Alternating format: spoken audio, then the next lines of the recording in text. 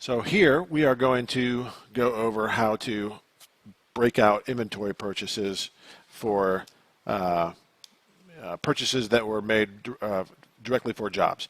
So the guys in the field will go to a supply house and they'll call the office for payment for a purchase that they're making for a job. All the items presumably are going to the job, but we have some flexibility here.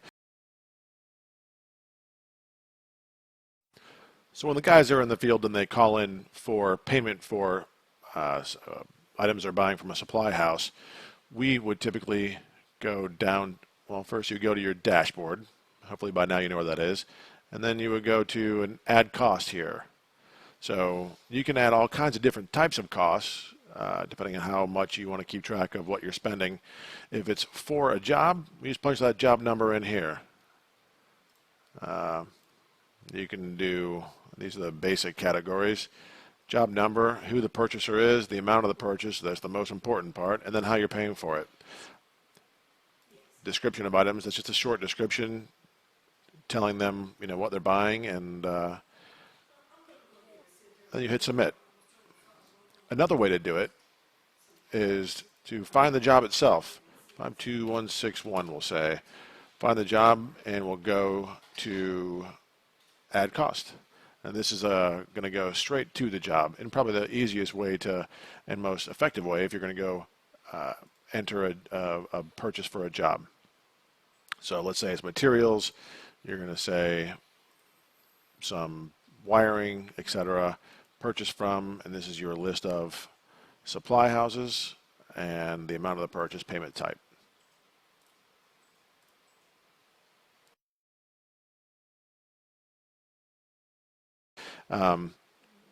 And so we capture the cost because that's the most important part, so we know when we're billing the customer, if it hasn't been broken out, that at least the cost is captured for materials and we can upcharge that.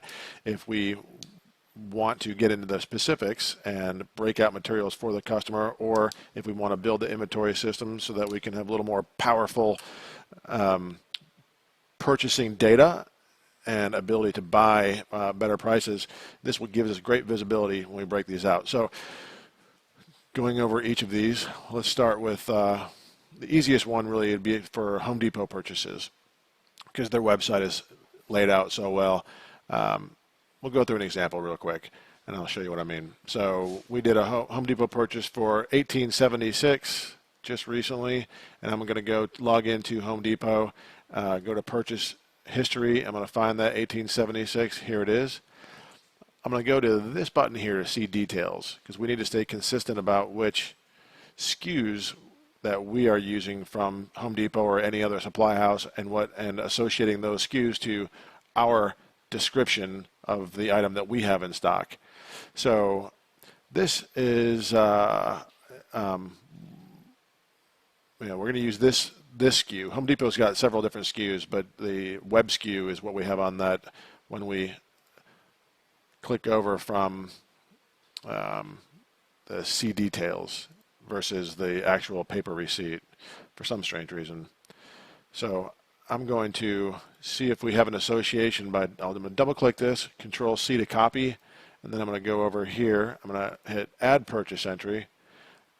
All this is going to populate now, and I'm going to put this right into here. By using this, by going into here first and Control V, we're going to paste it. And we just searched our database, our table, to see if this SKU matches one of our items, and it doesn't. So my next step is to find out if maybe we just haven't made the association to our item for this particular Home Depot item. So let's see if this item is in here. So I'm going to look here. This is a form and fit pop-up unit. I'll even double click on here so I can see what it is. We would call this a plastic pop-up assembly, 1/4 inch. So let's look over here to see if it exists. So pop-up. Now we're searching our item list, and all I see is a brass pop-up assembly. So we're going to add a new one, and we're going to call it 1-1/4 inch. And I always like to start with the sizes. so that later on when we're sorting out item lists, it'll be sorted by size. I also like to stay consistent on how we describe it. So, the size is 1-1/4 quotation instead of 1.25 INCH. So we're going to use this format. We're going to say plastic, pop-up assembly. That's going to be our description. We're adding a new SKU here. I'm going to go back over here and I'm going to, it's backspace. We're just going to use their receipt description. You can add the Everbuild if you want to, but I'm not going to. So we'll just add it right there. Quantity was 1 and it's 1357. 1357. We're going to presume 1 was used on the job. If, for example, they bought 2 and only 1 was used on the job, and they kept 1 on the truck, we would say 1 and 1. Back here to the next item, we'll double click on this SKU, and if there is an association to one of our items, it'll show up, and it does. So then this pops in right there. So we're going to do quantity 1, and what was the price? $3.84. So just a little bit off of here, 3.84. To complete the purchase, we'll double check that this is correct, and the sales tax is $135. Bring it down to $18.76, and that does work.